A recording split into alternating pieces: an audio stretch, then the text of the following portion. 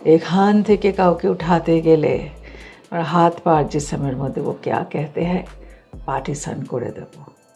Rajkahini was made into Hindi as Begum Jaan. Begum জান, হ্যাঁ। আমাদের বাড়ি সবসময় ছিল যে বাবার ইচ্ছে ছিল আমি আইএএস হব বা এরকম কিছু পরীক্ষা দেবো, কম্পিটিটিভ এক্সামস। তো but destiny had its own call. আমার ওই চোখের বিহ্বলতা and all that worked so well যে ওই ছবিটাই উনি পোস্টারে ইউজ করেছিলেন পরে। That was never a shot from the film, but ওই প্যানিকটা বা ওই ট্রমাটা he wanted in my face. I don't want to stay in that break time always, মানে I want to always come back to work. How do you manage all of this in your own life? That's a secret. Radio Nasha.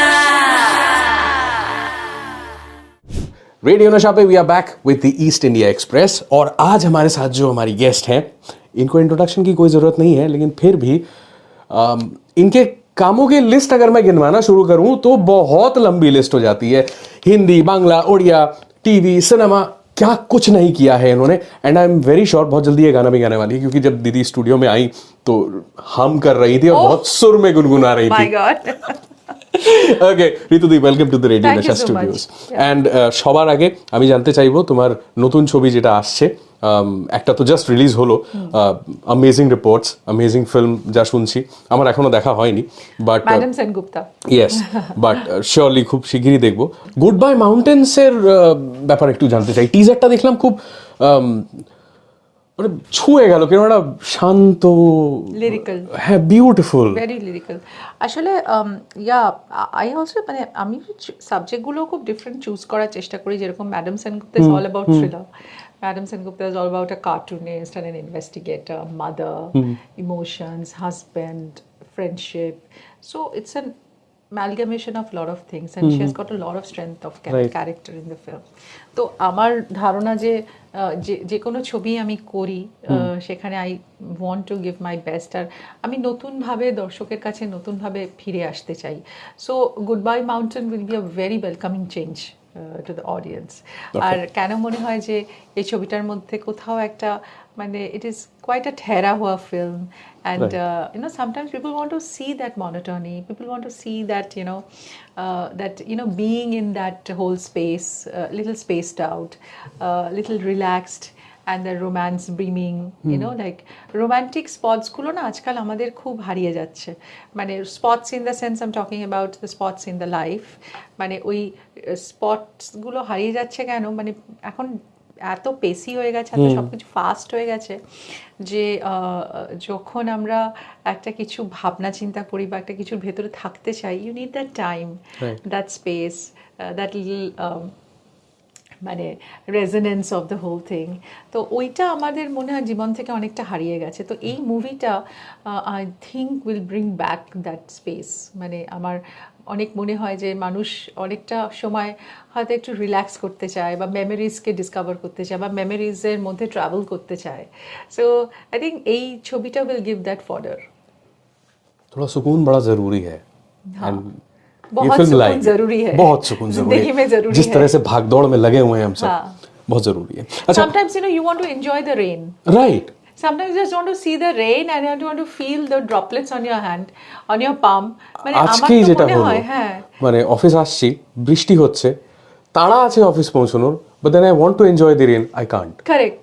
সেরকম যেন সেদিন আমি just Bombay থেকে রাস্তা দিয়ে just যাচ্ছিলাম, I was just coming by Juhu beach, আর এত সুন্দর লাগছিল। মানে আমার ওই সময়টা খুব ভালো লাগে, দ্য টুয়াইলাইট, মানে যখন it's like the sun sets the sea, মানে খুব সুন্দর লাগে ওই সময়টা, একটা অদ্ভুত রং হয় আকাশের, and the breeze is coming in, and also that time হালকা একটা, এখন তো রেইনি সিজন, বম্বেতে অবভিয়াসলি রেইন তাড়াতাড়ি শুরু হয়ে যাবে, তো বম্বেতে না হালকা বৃষ্টি হচ্ছে আর সূর্যাস্ত হচ্ছে, একটা অদ্ভুত রং আকাশে, and the grey sea, what a combination. And I was like, আমি না আমার ড্রাইভারকে বলবো একটু স্লো করো তো এখানে, মানে যেতে যেতে, মানে মানে ওই যে 2 মিনিট দাঁড়িয়ে এনজয় করা, enjoy that whole sight, because nature is so beautiful, and nature has given us so much of beauty যে ওগুলোকে এনজয় করার জন্য আমাদের মোমেন্টস নেই আর লাইফে।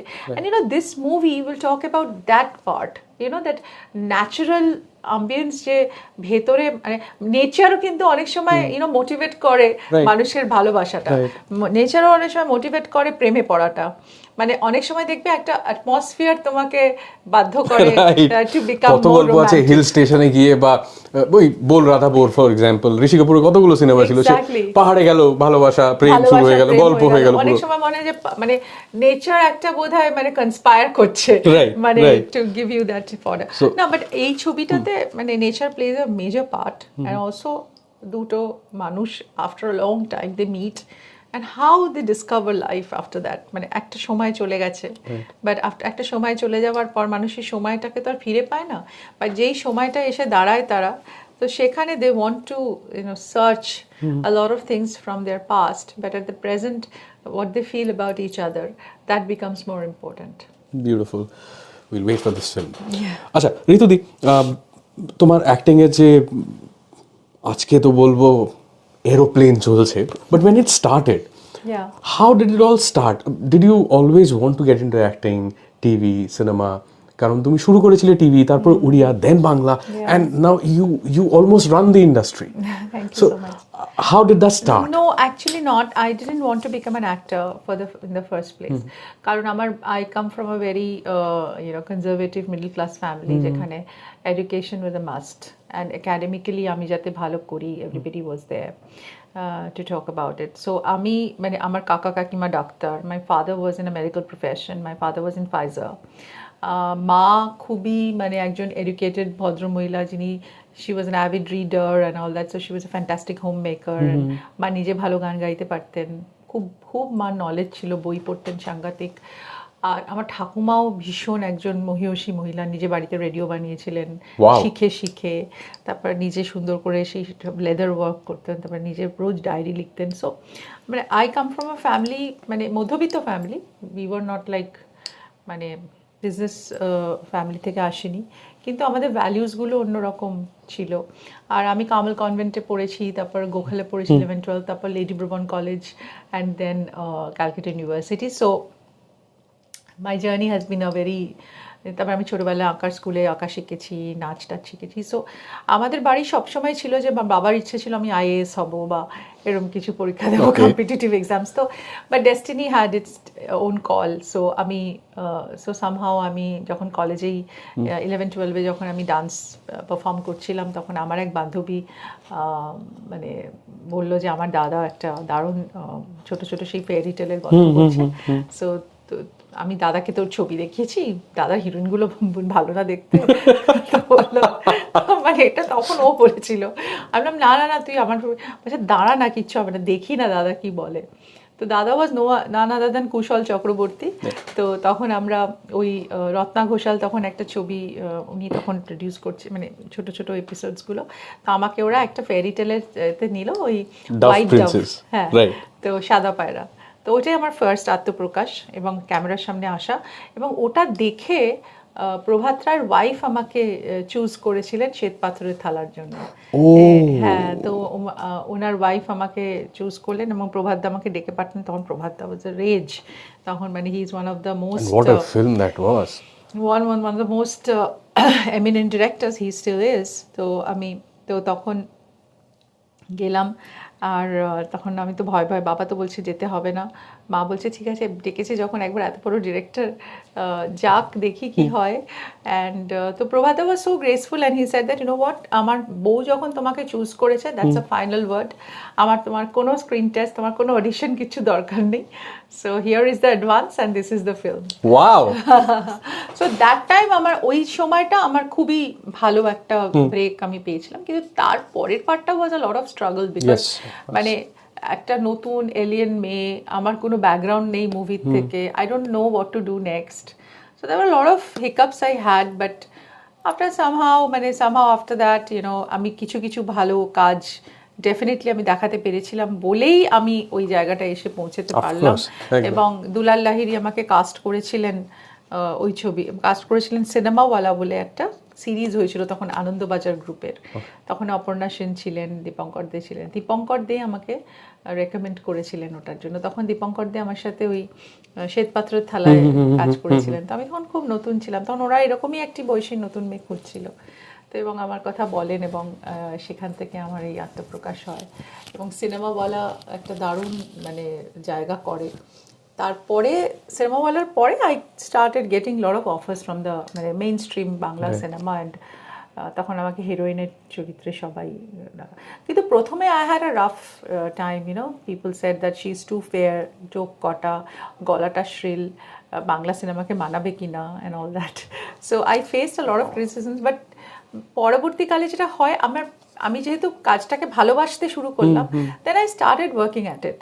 মানে আমার অবজারভেশন পাওয়ার অনেক বাড়ালাম, আমার রোলসগুলো নিয়ে ভাবতে শুরু করলাম। তারপরে আমার একটা সময় তো কমার্শিয়াল সিনেমাতে তো অনেকটা করেছি, তারপরে I think there was a little change of the road. কিছুটা ঋতুপর্ণ ঘোষ আমাকে একটা নতুন প্যাটার্ন অফ সিনেমাতে ইন্ট্রোডিউস করলেন।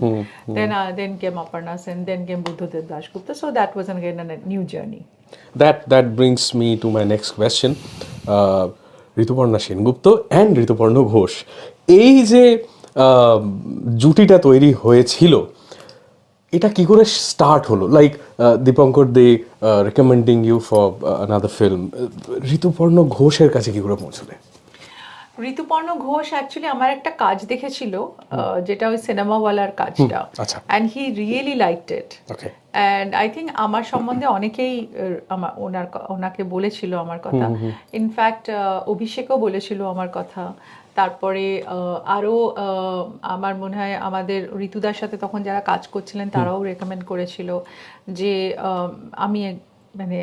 আমাকে মানে দেখতে আমার বেশ কিছু কাজ। তো ঋতুদার মনে হয়েছিল যে আমার কমার্শিয়াল জায়গাটা থাকা সত্ত্বেও I have that another face which could be utilized in his films. So that other face was what I really didn't know, but he actually found out that. আমি সেটা জানি না কি that other face, but when he saw Cinemawala, ওটাতে অনেক বেশি আমার মানে that was a story of a sales girl becoming a heroine at one point of time, and that journey of a sales girl. তো sales girl এর ওই মুহূর্তগুলো বা whatever, he felt that there was something in my face which could be handled in a different way in his film. So that's how he cast. He thought of casting me in Dahan, but that was a very difficult role. আমার জন্য Dahan was a learning experience. মানে আমি জানতাম না যে how to express myself in that kind of film, because ওরকম কোনো ছবি তখন আমি করিনি. That was the first film where there was such মানে কি বলবো মানে intense and hard expressions. তো আমার তখন মনে হয়েছিল যে মানে ওটা আমার জন্য মানে খুবই একটা ডিফিকাল্ট জার্নি হবে। And actually it was a difficult journey, but Rituparno Ghosh যেটা করেছিলেন যখন আমাকে এক্সপ্রেশনসগুলো দিতে বলেছিল in front of the camera, মানে জাস্ট স্টিল ফটো নেওয়ার জন্য, just to see the expression. So আমার ওই চোখের বিহ্বলতা and all that worked so well যে ওই ছবিটাই উনি পোস্টারে ইউজ করেছিলেন পরে। That was never a shot from the film, but ওই প্যানিকটা বা ওই ট্রমাটা he wanted in my face. But of course there were situations like this in the film, but ওই ট্রমাটা which he saw in my eyes, that was so so encouraging for him and so motivating. পোস্টারে ওটাই গেছে। He actually did it on the poster. আর পরে যখন Crossfire বইটাও বেরোলো তখন ওটাই use হয়েছিল পোস্টারে। But that was one of the best posters, মানে ওই আমার ফেসটা and ওই এখানে ব্রুজগুলো আর চোখটা। So that was kind of a beautiful thing. তো ওটা ঋতুদা then he মানে তখন ওইটার পরে আরও আমাকে মানে দহনের যে রমিতা আমি কিভাবে আমি বিহেভ করব, আমি কিভাবে কথা বলবো, তো I could see Romita in him. So he was so good in depicting the female characters, sort of living in those roles. It was amazing. মানে আমি কোনো মহিলাকেও মনে হয় না পারবো ওরকম নারেশন ওরকম কেউ দিতে পারবে যেরকম ঋতুদা দিয়েছিল, and how Romita will behave, how Romita is sort of utilized in her family, how she's dealing with a family which has got so many complaints against her. একটা নতুন শ্বশুর বাড়িতে গিয়ে কি হয়, and after this molestation how people change, তাদের পুরো version change হয়ে যায় একটা মহিলার প্রতি। মানে একটা পয়েন্ট অফ টাইমে মনে হবে যে ওই মহিলাই দোষী বোধহয়। মানে এই যে আমাদের এখনো তো আমাদের সমাজে সেই ট্যাবুসগুলো এত স্ট্রং, যেগুলো থেকে তো এখনো আমরা বেরোতে পারিনি, যতই আমরা প্রোগ্রেসিভ কথাবার্তা বলি এখনো সেইগুলো চলতেই থাকছে। তো ওই সময়টাও ঋতুদা ওটা দেখিয়েছিলেন যে কিভাবে ফ্যামিলির পুরো একটা ভার্সন চেঞ্জ হয়ে যায় আফটার গার্ল গেটস মোলেস্টেড, মানে আফটার ওয়াইফ গেটস, মানে সিস্টার, নিজের ফ্যামিলির নিজের family, after a daughter-in-law gets molested, after wife gets molested, you know, so how the version changes. It's amazing. আচ্ছা, since we are talking about family, যখন তুমি, since you come from very middle class, খুব academic একটা family, so তুমি যখন প্রথম দিকে cinema করতে, ওরা কি যেত সবাই সিনেমা দেখতে, তোমার নাম যখন দেখাতো স্ক্রিনে বা তোমায় যখন দেখতো, কি রিয়াকশন হতো ওদের? ওয়েল, আমার বাড়িতে সবাই খুবই মানে খুব একটা এক্সট্রা এক্সাইটেড ছিলেন না যখন আমি মুভি করেছি, বিকজ বন্ধুরা ছিল, বন্ধুরা ভেরি এক্সাইটেড কি ঋতুপর্ণা সিনেমা দেখবো, এই ঋতুপর্ণা এসছে কিনা আজকে ক্লাসে। আমার তো, আমি এখন বলতে পারি আমার ক্লাসে অনেক সময় আমার বন্ধুরা প্রক্সিও দিয়ে দিয়েছে যখন আমি আসিনি। আমার ইনফ্যাক্ট আমি কিছুদিন আগে আমার কলেজে গেছিলাম, লেডি ব্রমন কলেজে, দে ওয়াজ সো থ্রিল। আর ওরা আমাকে এখন এত ভালোবাসে, অ্যান্ড সবাই, ইনফ্যাক্ট লেডি ব্রমনের যে অ্যানুয়াল বইটা বেরিয়েছে সেখানেও আমার ফটোটা আছে, যে ওয়ান অফ দ্য মানে রেভার্ড অ্যালুমনাইজ। সো আমি খুব খুশি তার জন্য। তো না, আমি যেটা বলছিলাম যে বন্ধুরাও had been very excited, but বন্ধুদের সাথে সাথে ফ্যামিলির অনেকে এক্সাইটেড ছিল, আবার অনেকে had been very very negative about me coming into movies. যেমন আমার পিসমশাই ছিলেন, উনি বলেছিলেন যে এটা আমি একদমই অ্যাপ্রুভ করলাম না, আমাদের বাড়ির মেয়ে কেন সিনেমা করবে। তখন তো সেই সময়টা, এখন মানে সবাই সিনেমা করতে চায়, সব ফ্যামিলির একটা করে ছেলে মেয়ে সিনেমায় যেতে চায়, কিন্তু তখন সিনেমাটা ওয়াজ আ মেজর ট্যাবু। যে সিনেমায় মানে সবাই বলতো সিনেমায় নামা, মানে সিনেমায় মানে তুমি নেমে যাচ্ছ, তোমার মানে তোমার অধপতন হচ্ছে। তো কিন্তু যাই হোক, কিন্তু আমার যেটা হলো যে আমি I started taking interest in the profession. তারপরে আমি ভালো অফার্স পেতে শুরু করলাম, then I started earning money. তো সেটাও একটা তো আছে না, ফাইন্যান্সিয়াল ইন্ডিপেন্ডেন্সটাও তো একটা ইম্পর্টেন্ট। তো সো তো মাকে আমি বললাম যে দেখো, আমি তো এখন ভালো মানে অফার্সগুলো পাচ্ছি, তো if I don't take it seriously or if I don't concentrate, তাহলে কিন্তু আমি কোনোটাই করতে পারবো না, না ঘাটকা না ঘাটকা হয়ে যাবো। তো বাবাকেও বোঝালাম যে বাবা দেখো, আমাকে অপর্ণা সেন অফার করছেন ছবি, Rituparno Ghosh, Buddhadeb Dasgupta. So now I think you know বাবা ওয়াজ ভেরি কিন, যে অপর্ণা সেন যখন বলেছেন, বলছে তুমি আর কোনো সিনেমা করো না, ওটাই করো শুধু।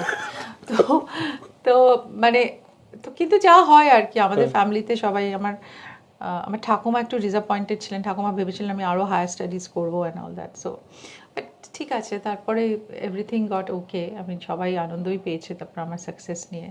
But there were lot of constraints as well, মানে সবাই খুব ভালো করে নেয়নি আমার সিনেমায় আসাটা। বাট এখন যারা নেয়নি তারাও ভালো বলেন, তাদের কোনো প্রয়োজন হলে আমাকেই বলে। সো ঠিক আছে, it's okay. So it's now it's that phase of life when she can look back and smile at that. আচ্ছা, আমরা দহনের কথা বললাম, আমরা এতগুলো ছবির কথা বললাম. Some roles are really very exhausting as characters to portray. Which is that one character you had to portray, you still have very deep connection with? I think Raj Kahini is one of a kind, because I had to really work on that not character, because I didn't have any reference ওই চরিত্রটার, মানে যেটা বেগম জান আমি করেছিলাম, and this was such a character which is completely out of the box, আর যেখানে I had to be a man, a woman trapped in a man trapped in a woman trapped in a man's body, মানে ওই রকম একটা মানে strong character মানে হয়েছিল, মানে যে ওই a man trapped in a woman's body. তো একটা ওই কীরকম ভেতর থেকে আমাকে ওই জিনিসটা বার করতে হয়েছিল, ভেরি হোর্স ভয়েস বার করতে হয়েছিল। আর তারপরে প্রচুর আমি ডাবিংয়ের সময় চিৎকার করে আমার গলাটা ভেঙে ফেলতাম যে ওই ভয়েসটা বার করার জন্য, মানে দ্যাটস হোয়াই ইট সাউন্ডেড ওই যে একটা আছে হিসিং ভয়েস, যেটা পেয়েছিলে তোমরা, খুব এরি একটা প্রজেকশন ছিল, এটা বলছে যে এখান থেকে কাউকে উঠাতে গেলে আর হাত পা জিসমের মধ্যে वो क्या कहते हैं, পার্টিসান করে দেব। সো ওই Rajkahini was made into Hindi as Begum Jaan. Begum জান, হ্যাঁ। তাহলে রাজকাহিনী যেটা আমি করেছিলাম, তো সৃজিতের কাছে, সৃজিত ওটা একটা ভীষণ চ্যালেঞ্জিং রোল আমাকে দিয়েছিল। Amazing. এবং ওর মধ্যে ওই হিংস্রতা, মানে আমাকে বলেছিল তুমি সব তোমার ফেমিনিজম, তোমার রবীন্দ্রিক সব কিছু ব্যাপার, just take it out of your body and you keep it aside for a few days. তোমার অত মানে sort of very feminine postures, just keep it up. তাই জন্য বললাম যে ম্যান ট্র্যাপড। ওটা কিরকম অদ্ভুত হবে, এরম এরম করে বসে সিনস আছে, বসা, তারপর হুকো, আর আই এম নট, মানে আই ডিডন্ট স্মোক মানে ইন মাই লাইফ। সো ওখানে তো হুক্কা খাচ্ছিলে। হুক্কা খেতে খেতে এত কাশলাম, কেশে বমি হয়ে জ্বরই হয়ে গেল আমার। But again I had to do it মানে absolutely with elan, with that grace. And then ওই যে পশ্চার, ওই যে বসা, ওই যে সবাইকে মার্ক করা, তারপরে আবার ওর একটা সাংঘাতিক একটা ফিয়ার্সলি রোম্যান্টিক সাইড, যেটা আবিরের সাথে যে পার্টটা আমার ছিল, মানে অদ্ভুত একটা ভেরি ভেরি নুয়ান্সড একটা ব্যাপার, মানে ভেরি ভেরি ইন্টারেস্টিং এই ক্যারেক্টারটা। তো ওই চরিত্রটা আমাকে একটা, মানে ওই চরিত্রটাই চ্যালেঞ্জড মি আ লট, মানে বেগম জান একটা অন্য ডাইমেনশনে নিয়ে গেছে। Absolutely I must say. আর একটা চরিত্র আমি করেছিলাম যেটা আমাকে দারুণ, মানে আমার মনে হয়েছিল যে ভেরি চ্যালেঞ্জিং, যেটা হচ্ছে অলিক সুখ বলে একটা ছবি করেছিলাম, রম্ভানি, মানে যেটা শিবপ্রসাদ নন্দিতার, সুচিত্রা ভট্টাচার্যের গল্প, যেখানে মানে মানে my expressions are very silent, মানে she is completely perturbed and completely মানে অফ, মানে ওর হাজব্যান্ডের বিহেভিয়ারে, husband was a very celebrated doctor, একটা সেই সেই ডাক্তারি করতে গিয়ে একটা মেয়ে, মানে মানে হাজব্যান্ডের গাফিলতিতে একটি মেয়ে মারা যায়, মানে মানে ইয়ে করতে গিয়ে, ডেলিভারি করতে গিয়ে, এবং সেইটা ওকে হন্ট করতে থাকে বারবার, and she becomes pregnant after that. So you know all that, and he was a gynac, and very difficult role. তুমি এত ধরনের চরিত্র করেছো, এত সিনেমা করেছো, তুমি হিন্দি বাংলা দুটোই করেছো। হিন্দি তো আমার দারুণ একটা কাজ, হিন্দি তো তোমার 94 থেকেই শুরু হয়েছে।